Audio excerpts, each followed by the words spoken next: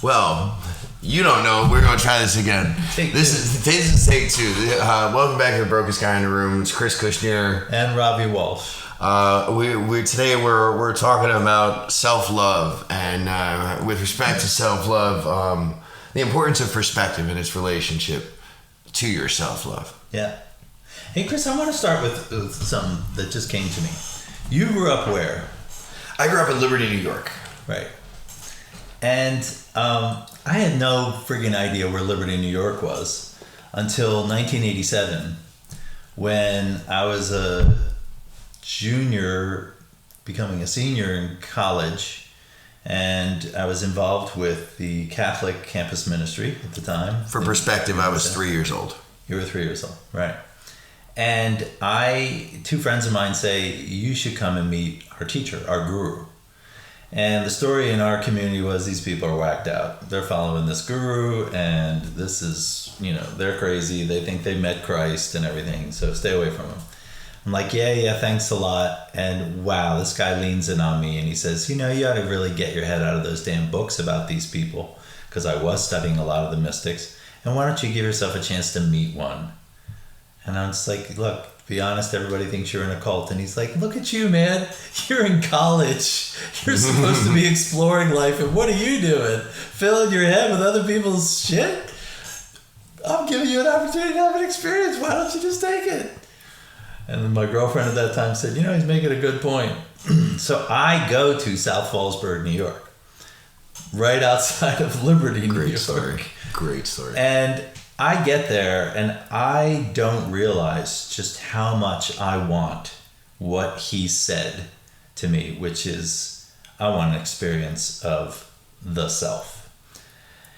And Chris asked me earlier, can we call today's episode Self-Love?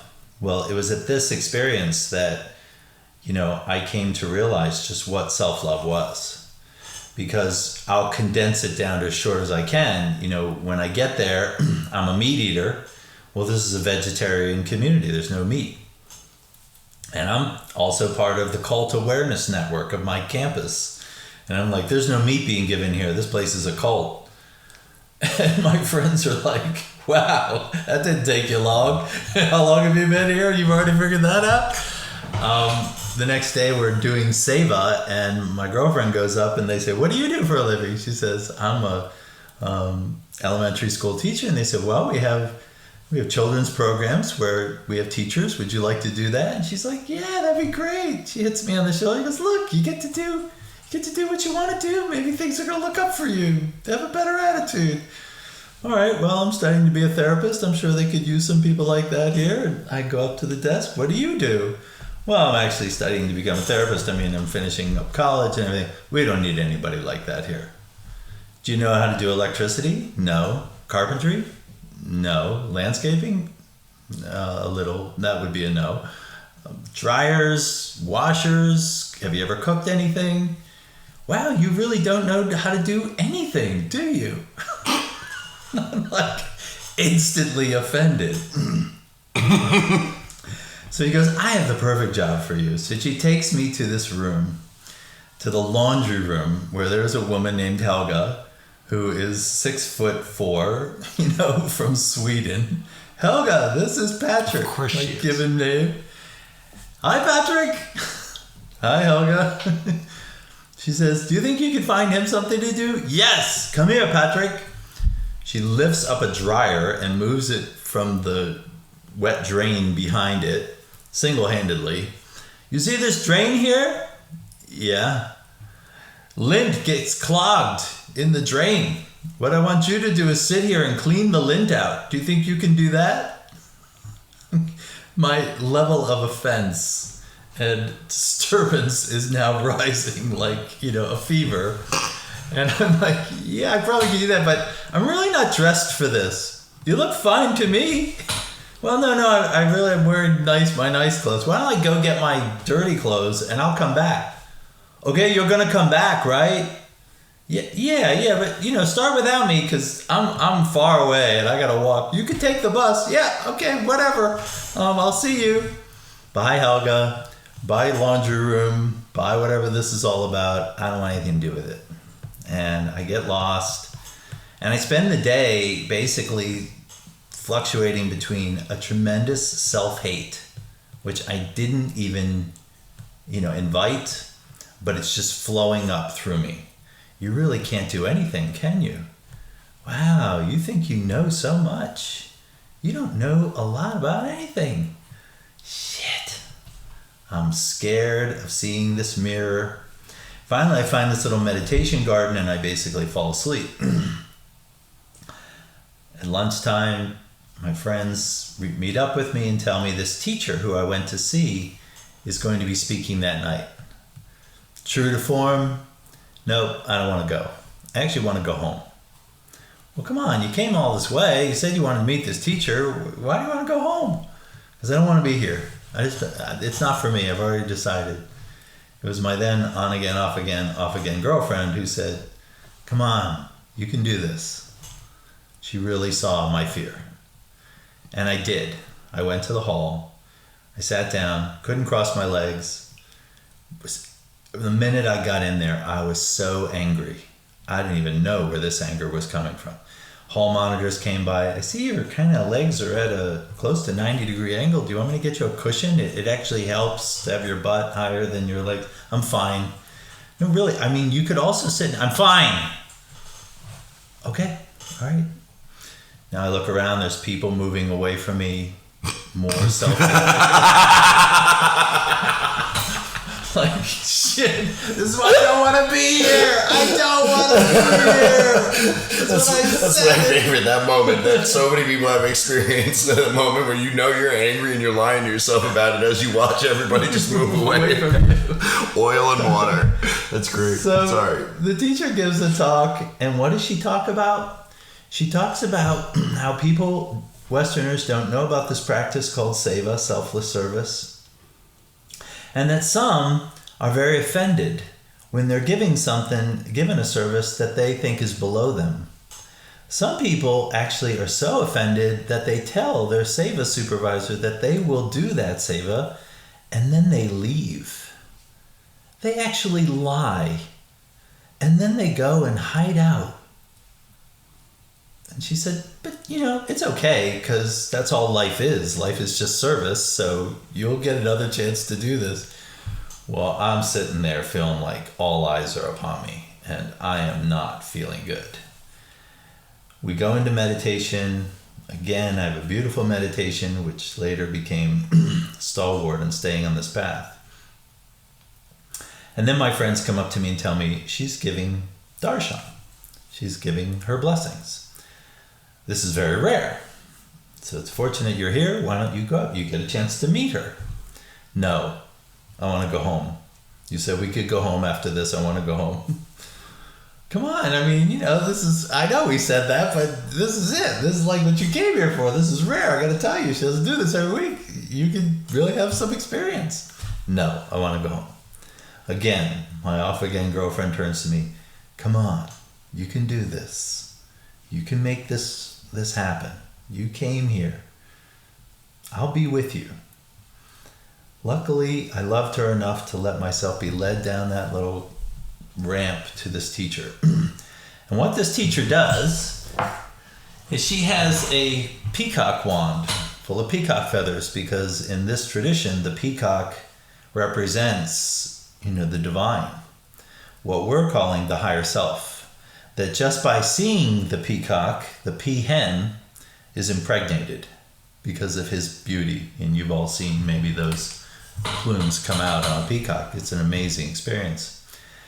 But I'm just stuck in this small self, egoic vacillation between I hate this and I don't like myself. And I don't want to see what I'm seeing. They tell me it's traditional to bow before one of these teachers. I just give them a glare. Would you be willing to kneel?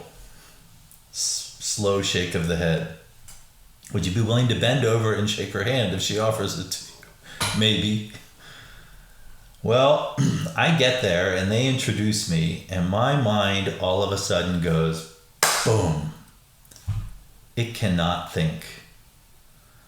The next thing I know, I see, feel, hear a sonic boom. through my whole body.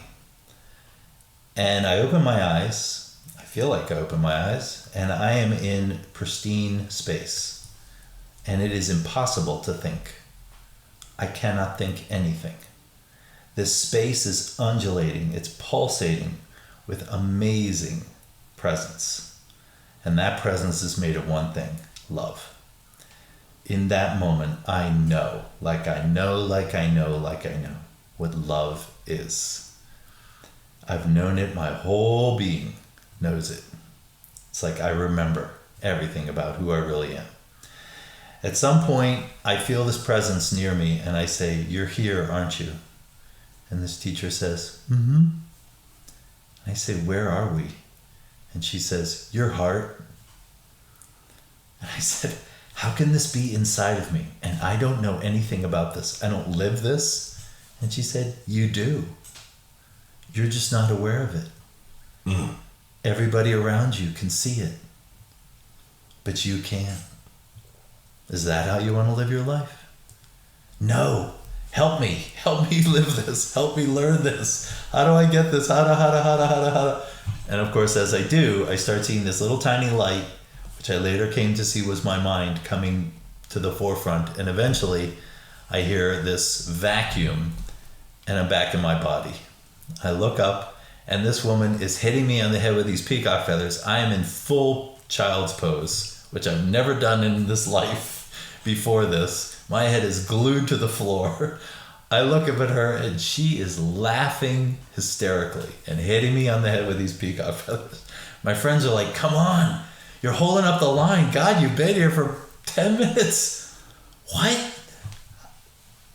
Where am I? What's happening to me?" I go, we gotta go.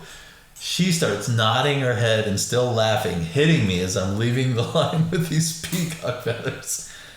And I knew as I walked up that ramp, I knew like you know, my life's gonna change dramatically. And I just kept turning back and looking at her, and she would look over the person who she was also hitting on the head with those peacock feathers, and she would laugh and nod her head and say, "Yup." And I'm like, holy shit, what just happened to me? And true to form, and we'll do it in another episode, my whole life did change. Everything. It was as if God took the next 3 chapters and said, "Let's be honest, this is shit. Nobody's going to get anything out of this," and ripped it out of the story of my life, because everything that I had went right down the toilet. And I just wanted to begin this by sharing this story because this is the difference between the small self, which we're conditioned to identify with. It gets things, it loses things, and that Chris is going to talk about today, and this big self, what we call God, love, the heart, Yahweh, Shiva, whatever language you use, the universe, that is a whole different can of worms around living here.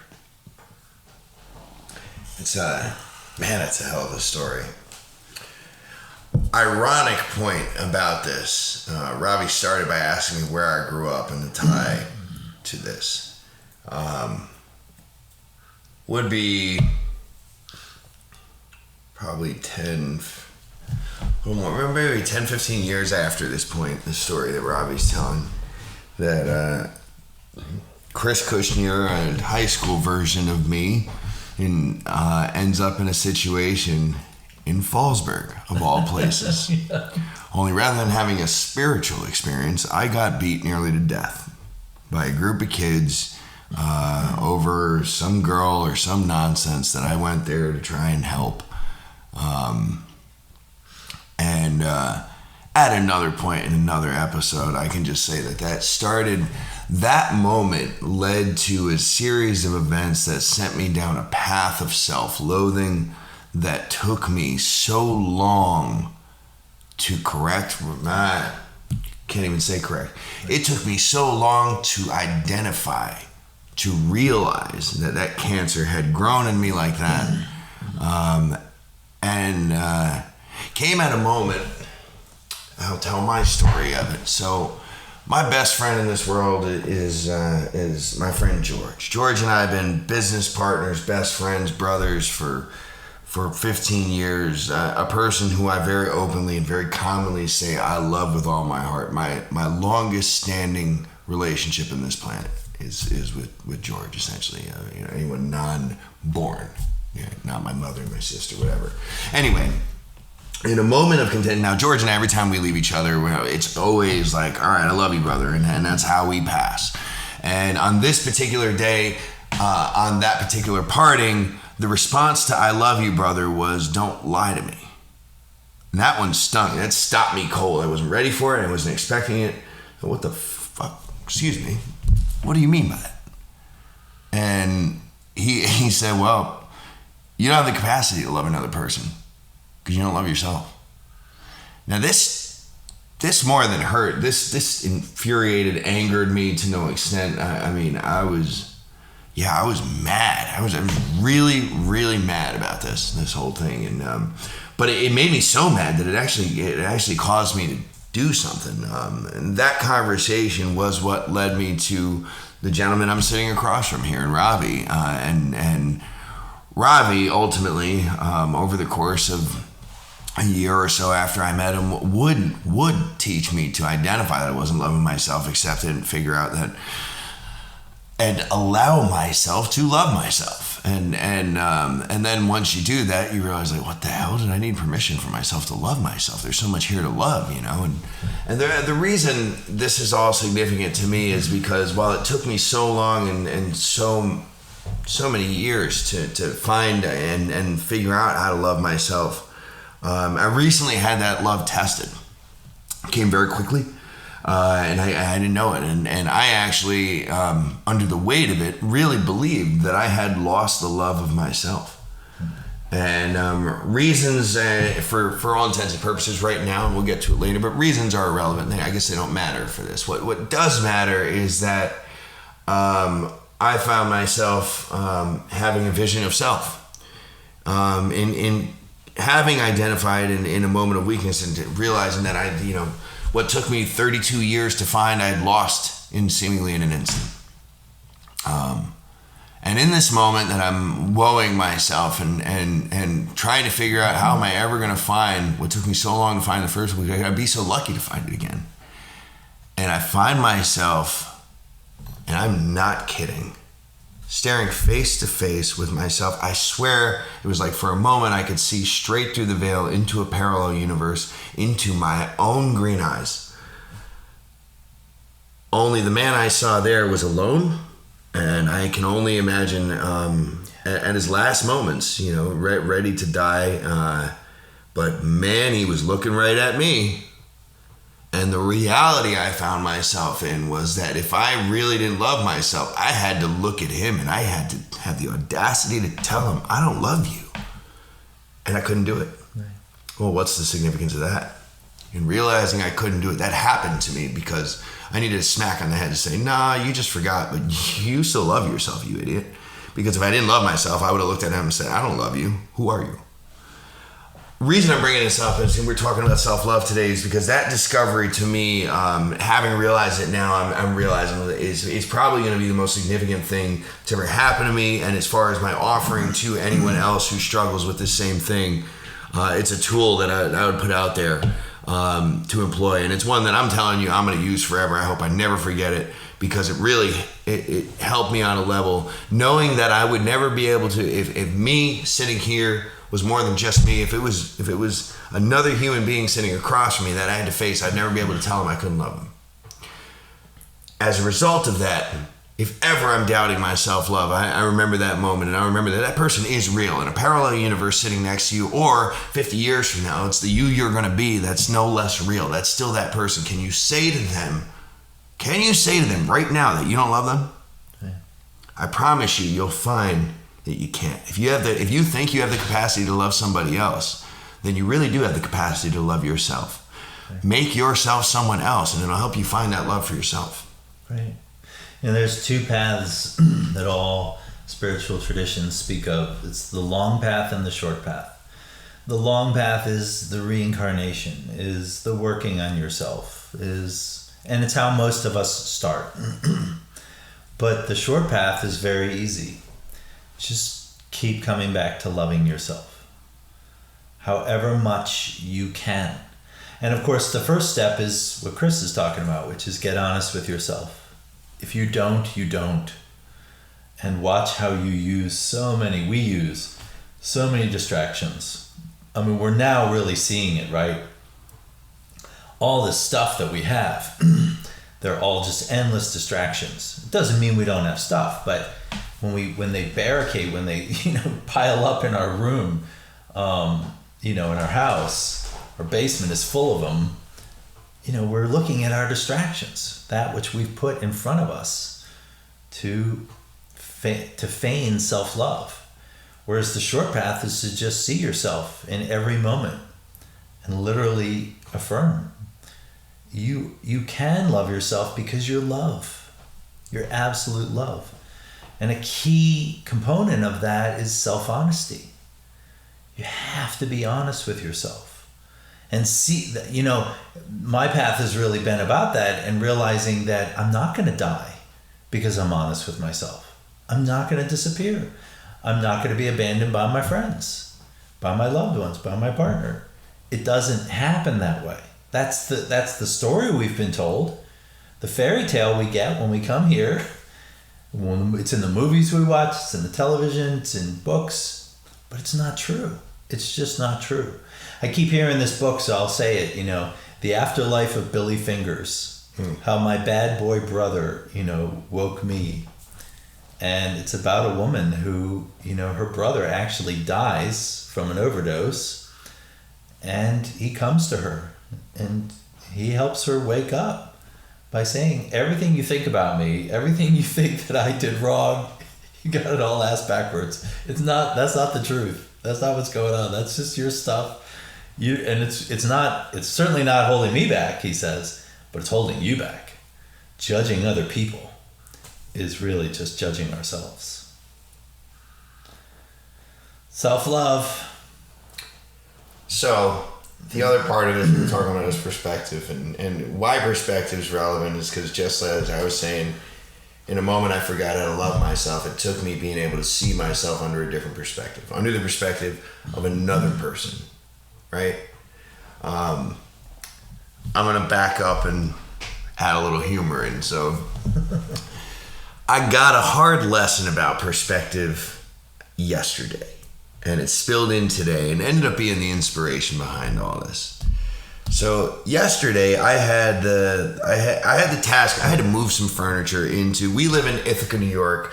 Downtown is what we call the Ithaca Commons. It's a pedestrian mall. It's kind of the centerpiece of downtown. It's a great place, but access is a nightmare. Particularly access with a vehicle, particularly a large one in which you're going to take furniture out of. To get into an apartment with a narrow corridor that takes you up a flight of stairs with a lot of sharp angles and very limited mobility. Oh yeah, and it was 85 degrees and like 80% humidity. It was an awesome morning.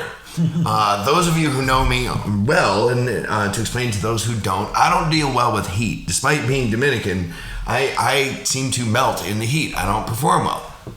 The point of this is that I'm in a truck, I'm moving furniture, I'm a bit ornery, I'm uncomfortable. I finally had enough, I'm covered in sweat, I take my shirt off. Now, the other background here is that I'm a fitness fanatic, I work out like crazy, and it obviously shows. Now, when I take my shirt off in this moment, it was not to seek a pat on the back or gain attention. I was hot, I was starting to panic, and I was covered in sweat.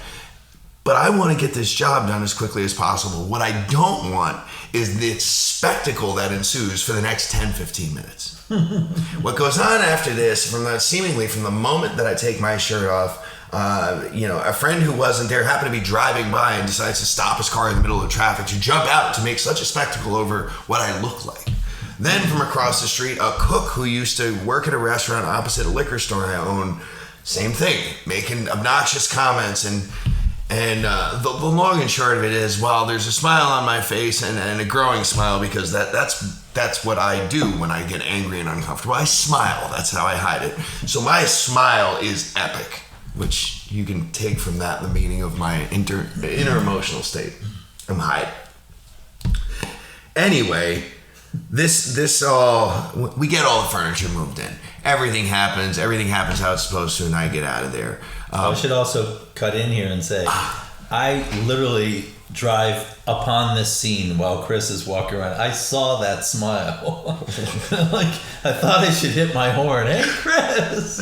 Probably thinking, boy, he's in a great mood, isn't he? In a great mood. But I have the airco on. I'm sitting in my car. I can't hear any of this shit going on outside. But Chris and I laugh at how many of these synchronicities, or what we call synchrodestinies, these chance encounters, these coincidences that become, as you move from identifying with this small s self to large s self, you see that this world is a lot more orchestrated than we have any idea of, until we start seeing these things happening all day long, because that's what is happening all day long. And many teachers say, this is just a dream. That there's no difference between what we're in right now and the dreams we're in at night. Don't the dreams at night have light in them? Don't they have other people? Don't they feel real? Don't you feel like you're sitting in a chair? The difference is your perspective. And the difference is your perspective. So, one's got eyes open, one's got eyes closed. Right. Beyond that, how you seeing it is how you're seeing it. So I drive upon this scene, and there you are. And why it's significant that Ravi should be driving by is because, Ravi's the guy who shifted my perspective in the course of my life for the first time, really. So to conclude this, so I allow this to dictate my emotional state going forward. And the long and short of it is it carried into the evening. I went to sleep kind of angry. As it is, I'm a person who doesn't sleep usually more than about 2 hours at a time. Most days I'm up by 4 a.m. Most days I'm in the gym by 6 a.m. This particular day, I didn't make it past 3. By 6 a.m., I think I had been in the gym for like 2.5 hours. Feeling great until I stepped out of the gym, and then I realized, oh yeah, it's still there. I'm angry. I'm uncomfortable. Particularly, and part of the irony is because, I realized leaving the gym, like, yeah, that made me feel good, but the reason I got so bothered is because of how I look, because of what I just did. Did I just, is this stupid? Is this stupid? And it's one of those things that my perspective shifts. I'm started being angry about myself for the thing I love myself about. Funny. Right. Anyway, I get home after the gym. Now, mind you, this is today, just a few hours ago before this podcast. And at this point yet, I don't know yet what Ravi and I are going to talk about. Further, I don't know if my emotional state can handle it.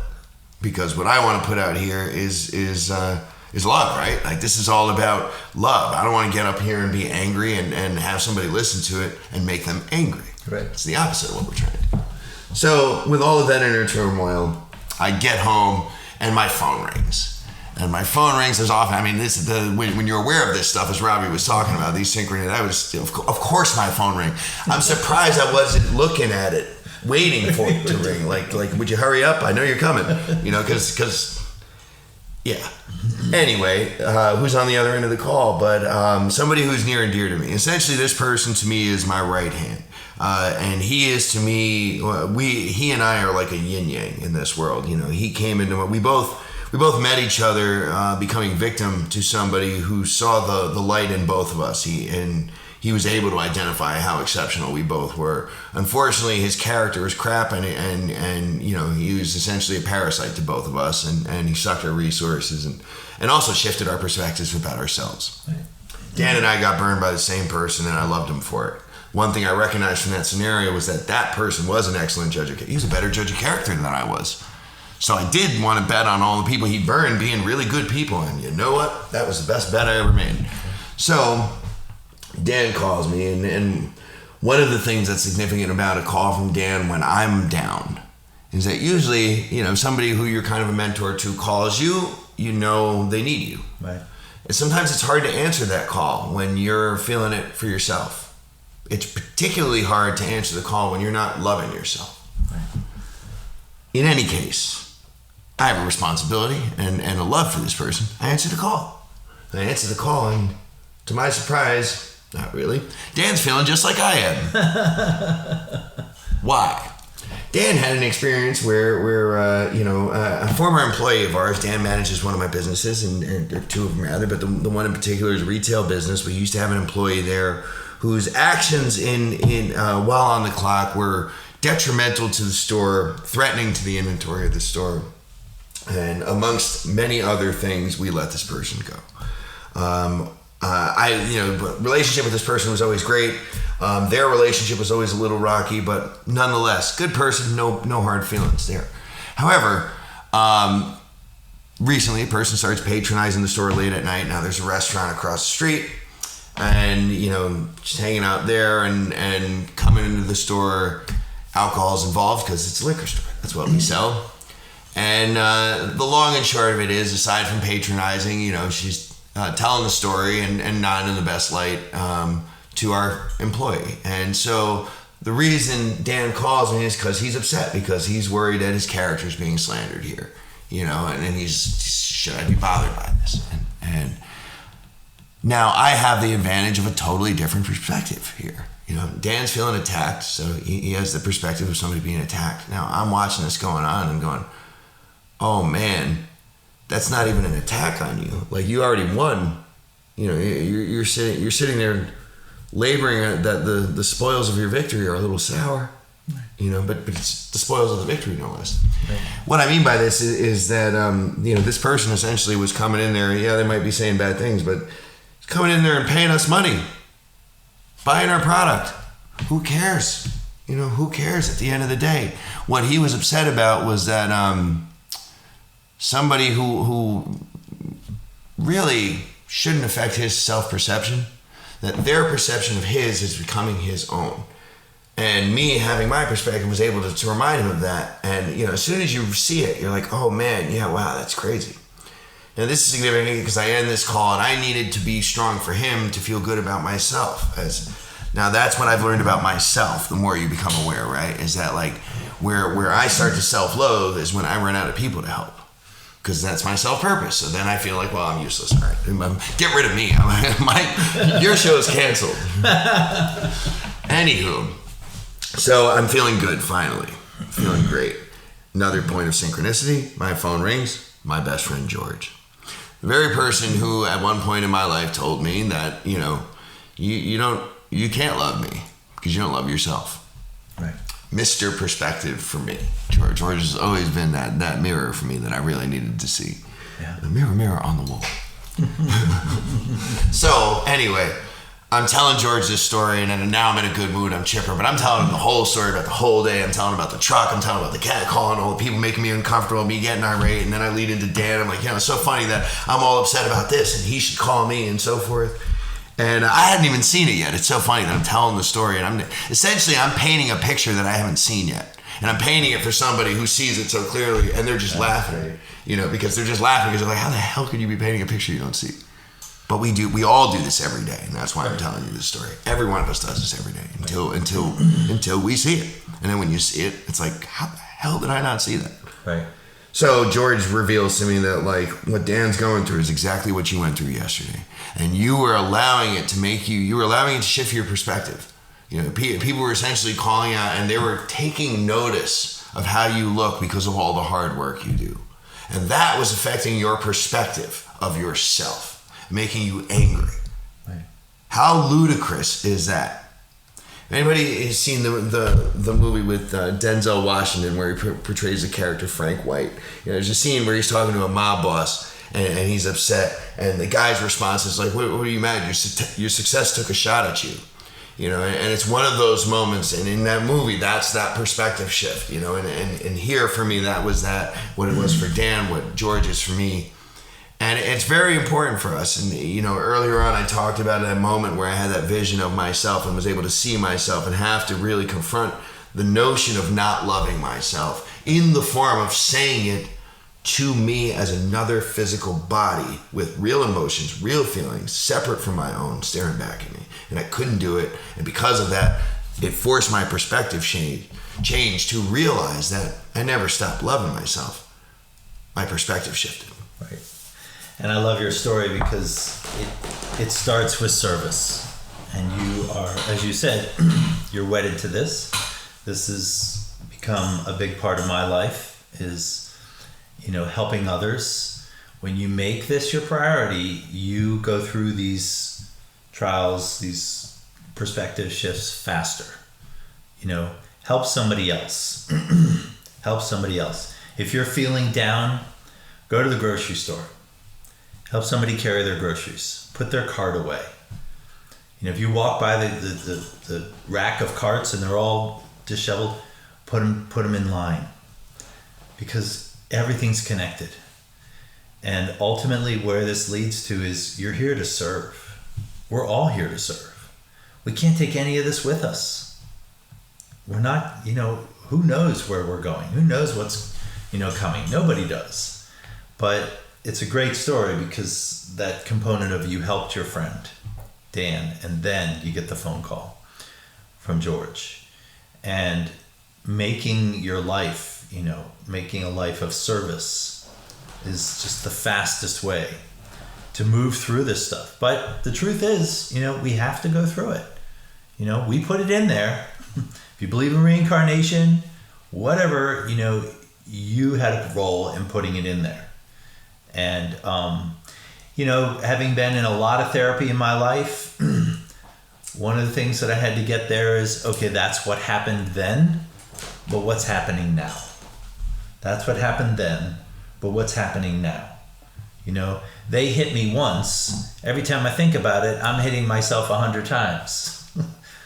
But they hit me once, And that service component is what is another practice that breaks us out of, this cycle of self-loathing and misunderstanding the experiences in our life. Great teacher of mine said, your life is not happening to you. It's happening for you.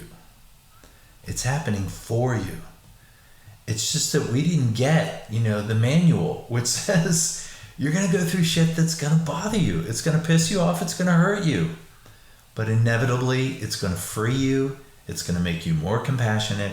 And it's going to show you that you can't get love from others. You cannot get that. It's not possible. It's not a commodity.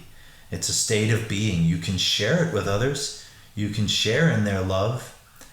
But we're responsible for our own love.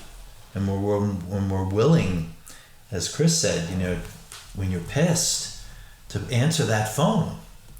I mean, you start to think about this, I like to think about it like, you're Truman in the Truman Show, cue up the call to Chris now. It's like, are you sure? He's pretty pissed off. Yes, this is exactly the time the call should come in. And Chris answers it. And he ends up helping somebody. And then Chris's turnaround comes around. This is not happenstance. This is how it happens. And you engage in this enough, you start to see it. So remember, serve others. Help that little old lady who's crossing the parking lot. It doesn't matter if you're pissed off. She doesn't care. She doesn't want to hear from you anyway. Just carry her groceries and watch. Watch how things shift. Nobody is going to shift this for us. There's no God. There's no guru. There's nobody outside of us who's going to shift it for us. And there's nothing wrong with sitting in it for 30 years. I've known people who have. They've sat in their self-loathing for 30 years. And it's fine. It's their path. It's what they're choosing. I think we can all agree, for any of us who've experienced such a critical and pivotal perspective shift, I think we can all agree that you don't care when it happened. Once it's happened to you, you might have cared that it ain't happened yet, but once it's happened, the last thing on your mind is that, oh God, that took a while. No, you're freaking grateful it happened. Yeah. You're grateful it happened. It's funny that I think back, and it's amazing how many of the greatest lessons, at least this has been my case, that I find the big epiphanies I have in life aren't new discoveries. They're perspective shifts of some of the oldest ones I've made. Particularly, I'm talking about, in this case, one of the earliest things I can remember learning in grade school was how to learn, right? How do you really retain something that you've learned? Well, first you hear it, then you repeat it, then you write it, and you teach it. Right. And when you teach it, not only do you retain it, you'll find you understand it in a whole new way. Reason I'm telling that right there is because, I tell the story with Dan and how it was me, and when I describe the relationship between Dan and I, we really are a yin-yang. Dan came into my life at a point where I had built a whole lot that I was ready to be done with. I was ready to build again. And for me as a human being, that's the secrets. That's what I'm after. The running metaphor about me, the running joke is that I'm always chasing. God help me if I catch what I chase. It's the worst thing that is the worst day of my life every time it happens. I don't like to catch it. I like to chase. So anyway, Dan comes into my life and it was such a godsend for him to come into my life because I finally met somebody who not only wanted what I have, but had the chops to pull it off. And I couldn't be more glad to teach him how to do it, to give that to him, because in doing so, he's giving me the freedom and the ability to go out and build again. Right. Anyway, so I'm watching this with Dan, and that metaphor, that you can picture that yin-yang, right? And the scenario I was talking about earlier, where Dan calls me, what really happened there, and I actually said this to Dan afterwards, and I guess I forgot to mention this. I kind of gave Dan some credit because he was a little bit frustrated with himself, and the metaphor he used is that, he's like, I just picture all of them standing over there at that restaurant, just while I'm sitting in here working, just making fun of me, talking all this stuff about me. And the response was like, making fun of you about what? For not having a drinking problem, for being so put together, for being, like that. That's the issue. The point being, what I said to Dan to make him give some credit to himself, because I know he looks up to me, what he does. And I said this to him. I was like, I have the benefit of knowing how you see me. Unfortunately, you don't have the benefit of knowing how I see you. Mm-hmm. And it has been such a beautiful and wonderful ride to watch you figure it out. Mm-hmm. As that picture slowly, Dan to me, it's like he's staring at one of those 3D eye pictures, those magic eye pictures. Only I already, and I'm literally the picture. And I get to watch him figure it out. And it's so cool as it's, because what he's actually seeing isn't a picture of me. It's the picture of him. The real him, the perspective that I see. Yeah. So the point of all this is, and why I keep going back to a yin-yang, is because what I said to Dan was that you have taught me so many lessons. And what's significant about that is that I was able to, these are lessons you haven't learned yet. Right. What does that mean, right? How could that be possible? Of course it's possible, because I was ready to receive them. I was ready to learn from his experience. I hadn't had it yet. Funny, but I was ready to learn from it. So because of that, he experienced it. I could take it, learn it, but then what happens? Right. I teach it. And in doing so, I've taught him, and I've learned more from the whole thing than I could have ever imagined. Right. And all that really happened there was a very subtle and simple shift of perspective. Yeah, there's a great saying in this. I have learned truth from liars, honesty from thieves, generosity from the selfish. But to none of these am I thankful. Because who is it that raises, our awareness to the point that we can love the self, big S self, in everybody who shows up. In everybody who shows up. We call it the divine, God, grace, Jesus, whatever you call that. Because what if your life is perfectly orchestrated? Every day of your life is actually orchestrated perfectly for what you want, for what you need for your path. Then the liar is showing up at the perfect time to give you a gift that you just can't see yet was a gift. If you've been married or in a relationship for a long time and lost that relationship, you probably know this. I hope you do. I hope you've come to realize that the hardest points with somebody else are actually where, the greatest light is shining down. That's why we feel the heat. That's why it burns. Because it's really the light that's shining through the illusion. And, there's a saying in Zen, it is true, the truth will set you free, but first, it's going to piss you off. It's funny, that phrase you just said is actually incredibly beautiful, first of all. Thank you for sharing that. I've never heard it I'm probably going to add it to the tattoo on my arm, to be honest with you. Only the last part speaks a little different to me, because to all of them I am grateful would be my change. It particularly speaks to me because I've and I hope this is heard the way I mean it. And in this moment, I'm going to talk about my father. My father, let me start by saying, you'll never meet a man as good as my father. All right? I'm going to start by saying that. Now, if you had the benefit of knowing my father and mine's relationship, it might be described as oil and water. The reality of it is we're very similar, and we couldn't be more different. We fight a lot. We have poor communication. The reality is that I'm constantly frustrated because my father taught me everything I've ever learned, the most valuable lessons I've learned. And like you said, it wasn't from what he did. It was from what he didn't have the capacity to do. Right. There was a teacher at, I think, at college. When I used to study audio, there was a concept that rang so loud. Peter Rothbard, if you're out there, man, I will never forget you for this lesson you taught me. And it's that silence can be loud. If you get what I mean, play. If you don't, blare your music. Go get some heavy metal. Turn it up as loud as you can, and then abruptly shut it off. Before Ravi started here, we were in here and we're cooling the studio down. I got the air conditioner running, and as we're about to record, I got to shut it off. And holy cow, the silence was deafening. Couldn't believe how loud it was. Couldn't believe how loud it. Again, going back, very, very subtle shift of perspective. But all in all, what was that, right? Your father. My father. So, going back to, I love my father dearly, but most of the lessons that I've really learned and the things that I've been able to do is because I saw what didn't work for the man. And I don't mean that to call him anything other than the rock star that he is, the most selfless human being I've ever met, the man who cares more than most people would ever have the capacity to even understand. But holy cow, I got to do everything exactly the opposite he did. Right. But that no less changes the significance of the message, does it? No. And we can't know why these people are in our life. There's a common experience people have when they die. It's called the life review process, where you do see how everything was not happening to you. It was happening for you.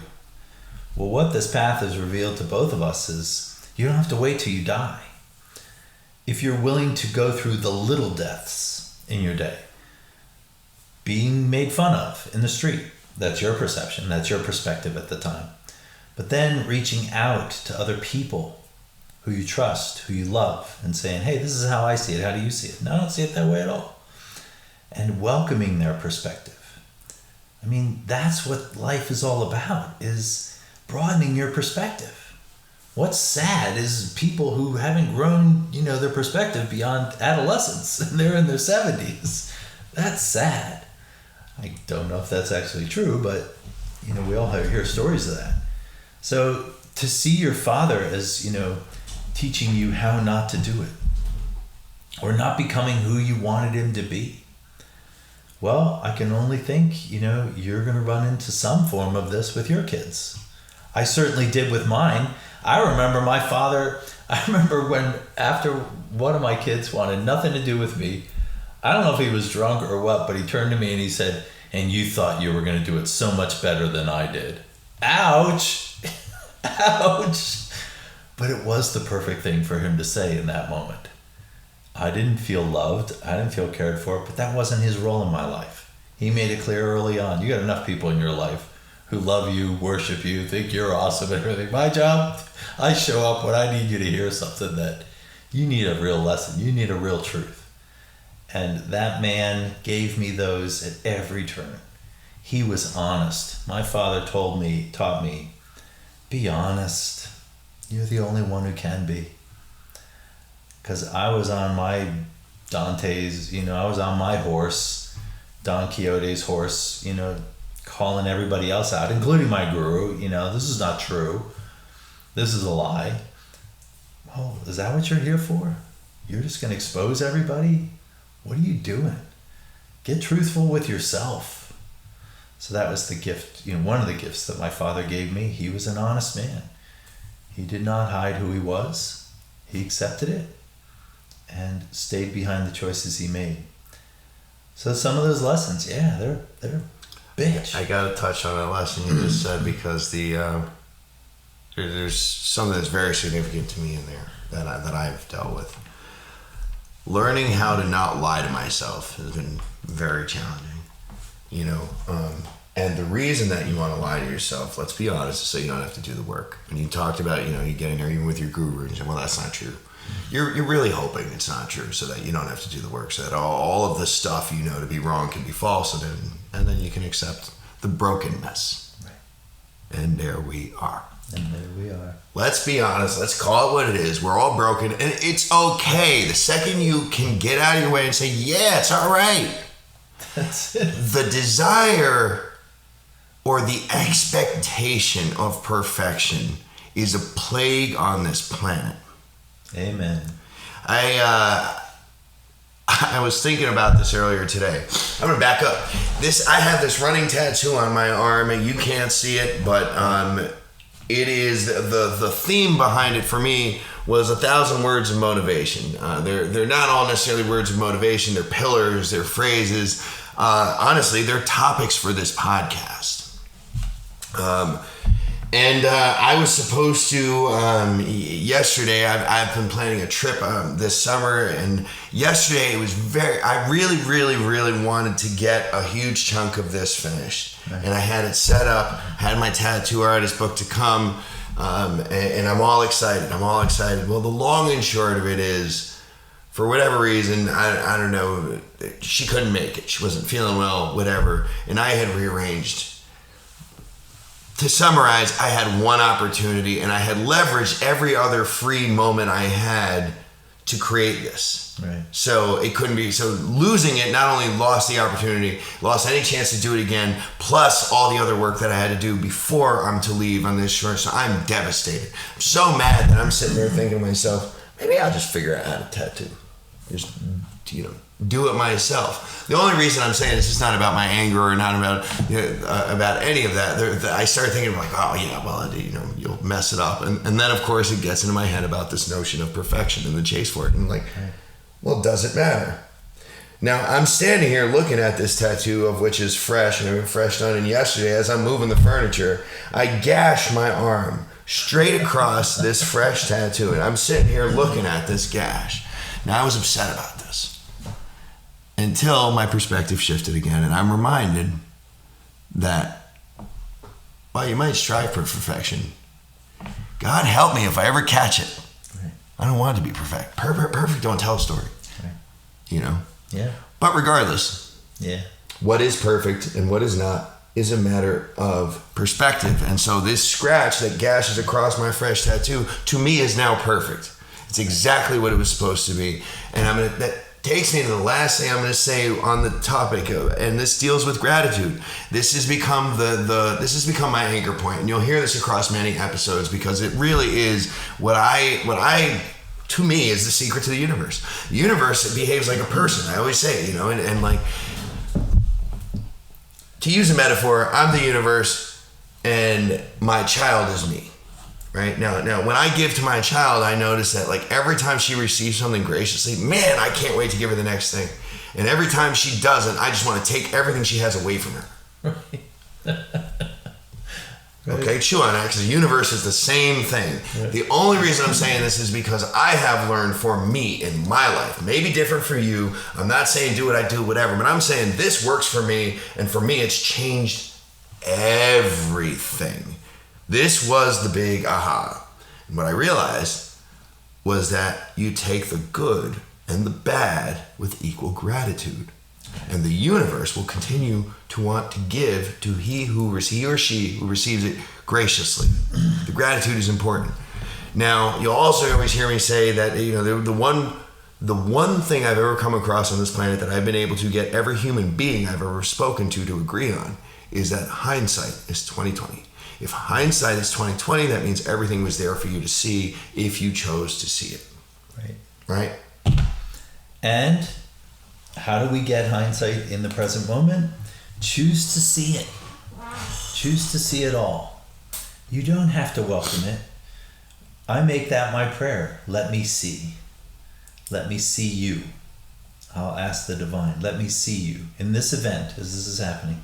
Let me see you. Let me glimpse you, to know that you're part of this, to know that you are the orchestrator of all of this. It is the most fantastic, incredible way to live. Does it mean hard things don't happen? Hell no. Hell no. I took an apartment last year thinking, I want a monk's quarters. I was in a divorce and a lot of screaming memes were going off in my head, and I said, I just want to be in a quiet space all by myself. Well, I moved into a place that has 2 cats, and they're street cats from Dubai, and I have a cat. And my roommate says, well, I think they'll learn to get along. And man, did I have to do a lot of praying to the divine to see it. But I did see it. I saw it in having to get up in the middle of the night because one of the cats got in the room and attacked my cat. And saying, okay, well, get up. Serve. Be here for something else. Your cat needs you right now. And to not get up and bitch out my roommate because this happened. You knew what was going to happen. You signed up for this. It's here. It's happening. You were told this is going to happen. And you signed up for it. It doesn't make it easy. But it begins to open us to ask, show me. Show me. Strengthening muscles, we'll end where we began, is a very valuable process. We're great about building the muscle of our body, but what about the muscle of our mind? Well, we do that by putting ourselves in situations that suck, that are hard. But you spend 6 months in a place that's hard, you're going to come out wiser, smarter, more loving, more caring. I love those cats. In fact, when I was moving out, I had repeated what we call tracking events where I would walk into that house and the cats were by themselves and they just come over to me, I swear, first time, and rub themselves up against my leg. I'm like, oh yeah, right, I'm moving out and you're not loving on me. They're like, hell yeah, I'm loving on you. Because you did it. You made it through. Congratulations. We're a bad lot. You made it.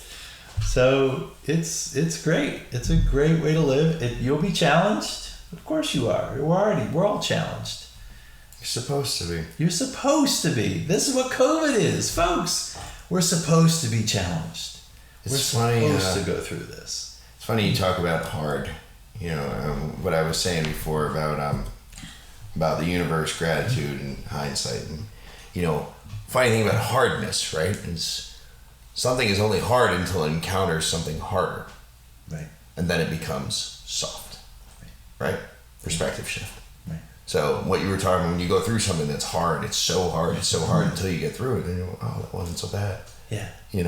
The reason I'm saying this is because going back to what I was saying about, taking the good and the bad with equal gratitude. Now, why, you might be asking yourself, if I have some horrible thing to me, why the hell should I be gracious for it? That's stupid. Consider for a moment that it's not bad, it's not a horrible thing, and that your perspective won't allow you to see the good in it yet. Right. Now I would offer to you that everything that will happen to you on this planet, in this life and the next, is good. Right. Is good. Right. You just might not know it yet. Right. In recognition of that, don't be so ungracious to spoil a gift, a good thing, because you can't see how good it is yet. Yeah. There's an old story, and forgive me, I don't remember the source, but when I was a kid, I used to love when I was sit home, there was a show called Wishbone, and they would take these old classical stories and portray it through the eyes of a Jack Russell Terrier. I mean, hysterical. Anyway, he tells one of these old classic stories, and it's about a guy who's it's a king. He's got these 3 daughters, and he asks his daughters to each give him a gift to explain their love for him. And the one daughter brings him some beautiful painting, and the other brings him or makes him some music, and the last one brings him salt. And he's offended beyond his wildest core. He's so offended that he casts her out. Right. Casts her out to never be seen again. Years later, she would be a servant, and the king would be having a meal come. And she ends up being the cook, if I remember the story right. She, through her time, through servitude, having been cast out, she's become an exceptional cook. She comes back, of course, the king doesn't recognize her. She, of course, recognizes her father. Right. And so in preparing this grand meal, and it's a big celebration, it might even have been one of the other daughter's weddings or something of significance. She's preparing this grand meal, and out comes the meat. Here comes the gift again. Right. No salt. No salt. As soon as the father of the king tastes the meat, he immediately begins to sob uncontrollably. And the rest tells itself then. The significance of the gift is realized in that moment. Right. And he realized, not too late in this beautiful story, but not all stories work this way, Yeah. that his daughter loved him more than he could have ever known. And he threw the gift out because his perspective wouldn't allow him to understand it. Right. So be careful. Be careful. Be careful about judging things before you understand them. Be wary not to assume that how you see it is the only way it can be seen. Right. And have the audacity to try and see it a different way. Right. It may just change your life. This is the brokest guy in the room. I'm Ravi Walsh. I'm Chris Kushner. Until next time. Till next time. Cheers. Cheers.